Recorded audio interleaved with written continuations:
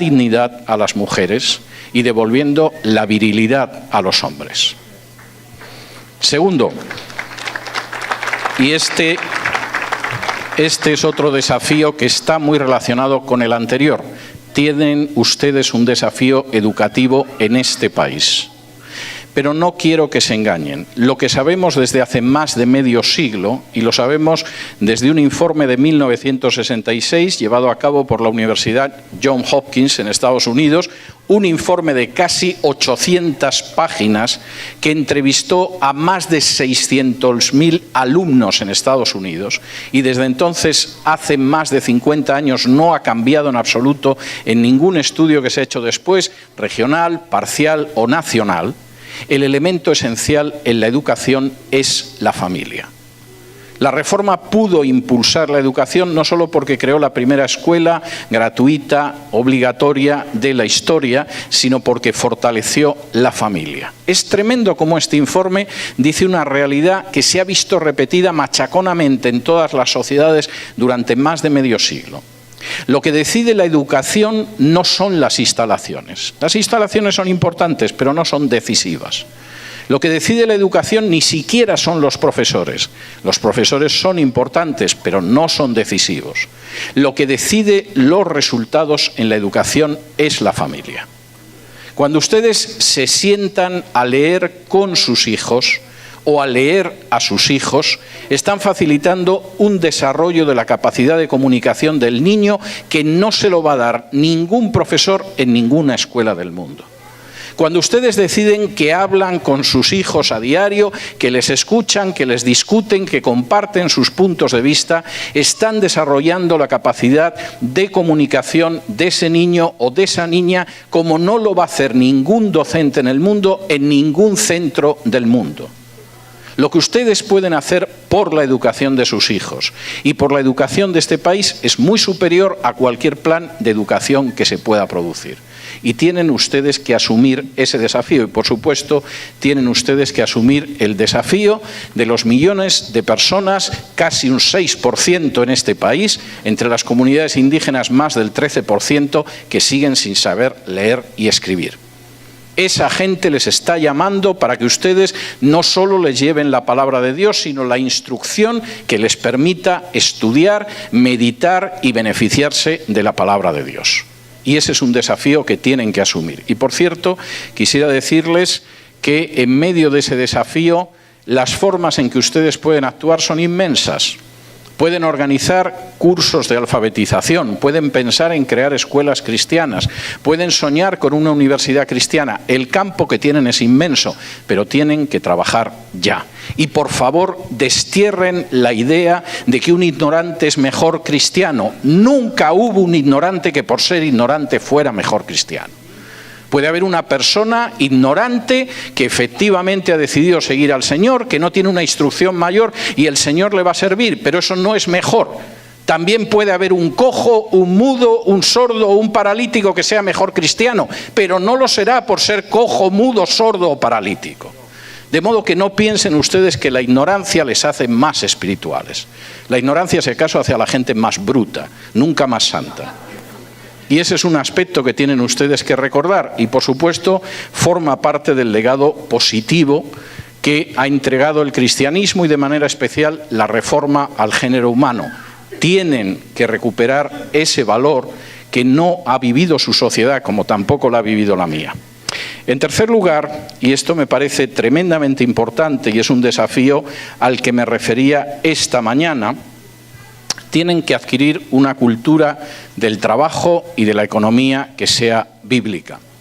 Cuando ustedes trabajen, realicen el trabajo que sea, aunque sea el más humilde, aunque sea manual, aunque sea poco considerado socialmente. Están glorificando a Dios con su trabajo si lo hacen bien. Si venden flores, sean los mejores vendedores de flores. Si lo que hacen ustedes es limpiar las calles, dejen las calles como no las deja nadie. Si sirvan mesas, que la gente piense que son los mejores que sirven mesas. Y, por supuesto, si su trabajo es en el aparato del Estado, si es en una empresa, en cualquier lugar, sean conscientes de que el trabajo no es un castigo, es un regalo que Dios nos da para glorificarlo, mantenernos y servir a los demás. Y eso implica, de manera bastante clara, que aparte del trabajo, nuestra palabra va a ser de oro de ley, que no vamos a defraudar ni a jugar con la verdad, que no vamos a mentir, sino que realmente la palabra de un evangélico, su actitud hacia la propiedad de los demás, va a ser de oro de ley. Si quieren cambiar la sociedad, empiecen por ahí. Porque esa es una de las cosas que la gente percibe. Si de pronto tiene un vecino del que se puede fiar, si no hay problema en que el vecino entre en casa, si la vecina nunca le miente. El resto de las cosas a veces son declaraciones que no tienen mayor importancia. Cuarto, no busquen redentores, crean en la supremacía de la ley. Una de las grandes desgracias de los países de fondo católico, como es toda Hispanoamérica, como es España, como es Portugal, como es Italia, es la busca del caudillo, del redentor, del salvador nacional. A veces se llama Pinochet y a veces se llama Fidel Castro, a veces se llama Porfirio Díaz y a veces Hugo Chávez, a veces se llama Juan Domingo Perón, se puede llamar de muchas formas, pero no es el hecho en sí que Dios busca en nosotros. Está buscando que seamos responsables como ciudadanos, que asumamos nosotros el cambio de la sociedad y que, por supuesto, no pensemos que ningún ser humano va providencialmente a cambiar una sociedad que nosotros no estamos dispuestos a cambiar.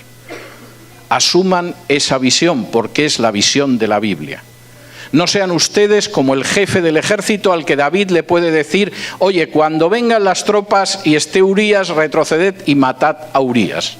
Sean ustedes como el profeta que fue a ver a David y le dijo: lo que has hecho es algo que merece la reprobación de Dios. Porque nuestra misión no es ser ejecutores siguiendo las órdenes del supuesto salvador de la patria. Nuestra misión es ser como el profeta que dice: la ley está por encima de ti. Y si actúas en contra de la ley, teme el justo juicio de Dios. Y eso es algo que tenemos que aprender. ¿Cómo vamos a llegar ahí? Permítanme que me detenga los últimos minutos de esta exposición en indicar cómo creo que vamos a llegar ahí. Y me parece tremendamente importante. Sobre la base de los 3 pilares de la Reforma. Acompáñenme primero a la segunda carta a Timoteo, capítulo 3, donde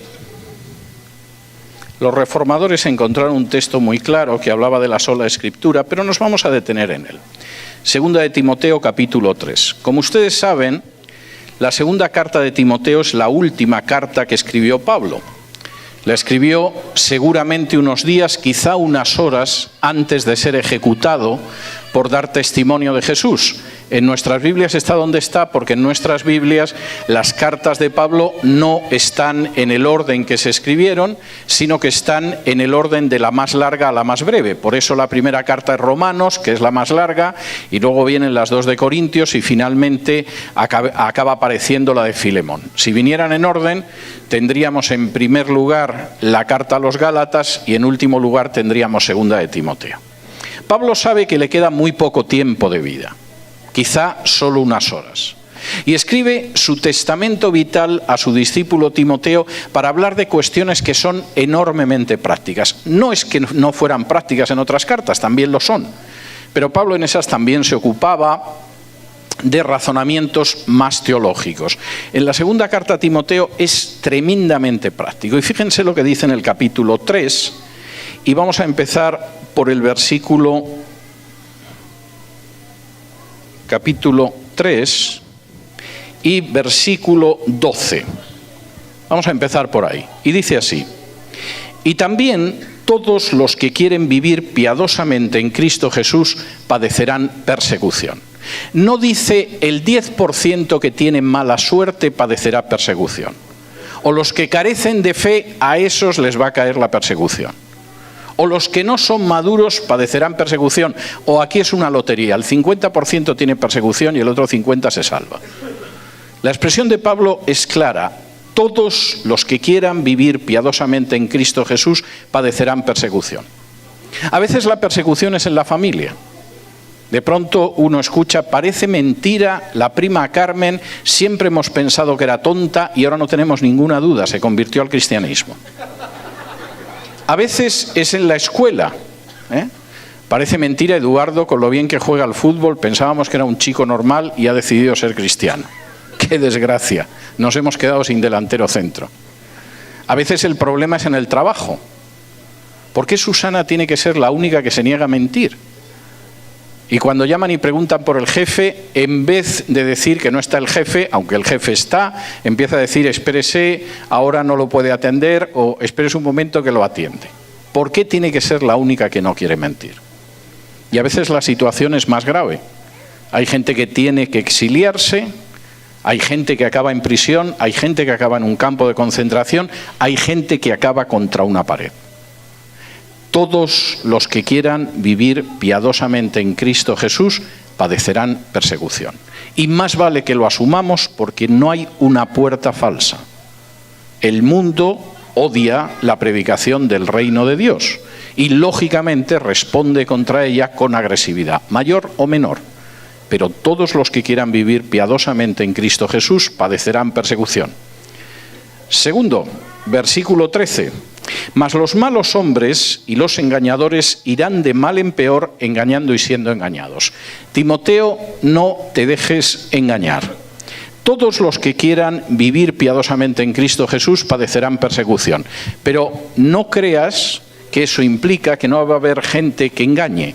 Es más, te vas a encontrar a gente que engaña y llega un momento en que ya no distinguen lo verdadero de lo falso. Han engañado tanto al prójimo durante años que ya ellos mismos se han engañado. Ha llegado un momento en que se olvidaron de que empezaron engañando poco a la gente y ahora se creen que son apóstoles, por ejemplo.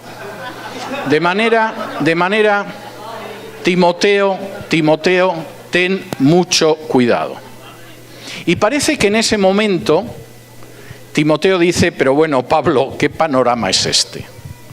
Todos los que quieran vivir piadosamente en Cristo Jesús van a padecer persecución. Y encima, la gente que está mal, en algunos casos va a ir a peor. Empezaron engañando, quizá poco, van a seguir engañando, yendo de mal en peor. Va a llegar un momento en que ya ni ellos mismos distinguen lo verdadero de lo falso. ¿Qué hacemos, Pablo? Fíjense lo que Pablo le responde a ese Timoteo a partir del versículo 14. Pero persiste tú en lo que has aprendido y te persuadiste, sabiendo de quién has aprendido, y que desde la niñez has sabido las sagradas escrituras, las cuales te pueden hacer sabio para la salvación por fe que es en Cristo Jesús. Toda la escritura es inspirada por Dios y útil para enseñar, para redarguir, para corregir, para instruir en justicia, a fin de que el hombre de Dios sea perfecto, enteramente preparado para toda buena obra. Timoteo, ¿quieres enfrentarte a los desafíos de todos los días? ¿Quieres llegar a tener una sabiduría que es la que muestra que la salvación es solo por gracia a través de la fe en Cristo Jesús? ¿Quieres prepararte para vivir día a día? Persiste en las Escrituras. No hay otro camino. Si queremos hacer frente al desafío que tenemos por delante, la primera norma es que la Biblia tiene que ser el centro de nuestra vida espiritual. No la última revelación que recibió alguien no sé cómo, ni por qué, ni dónde, ni cuándo. No la última moda teológica que surge al norte del Río Grande. No cualquiera de estas cosas. Timoteo persiste en esto, en las Escrituras. Porque las Escrituras son las únicas que pueden hacerte sabio para la salvación por la fe en Cristo Jesús, son las únicas que te pueden capacitar para llevar una vida de acuerdo a la voluntad de Dios. Sola Escritura. Si colocamos la Escritura en el centro de nuestra vida, podemos impactar la sociedad. Si lo que hay en el centro de nuestra vida espiritual y congregacional no es la Escritura, no esperen ustedes impactarla para bien. Es imposible. La pueden impactar en otro sentido, no será para bien. Y la Biblia es la única fuente de autoridad en la Iglesia. Acompáñenme al libro de los Hechos, donde aparece, tengo que confesarlo, uno de mis pasajes preferidos de las Escrituras. Vamos a ir al libro de los Hechos, capítulo 17.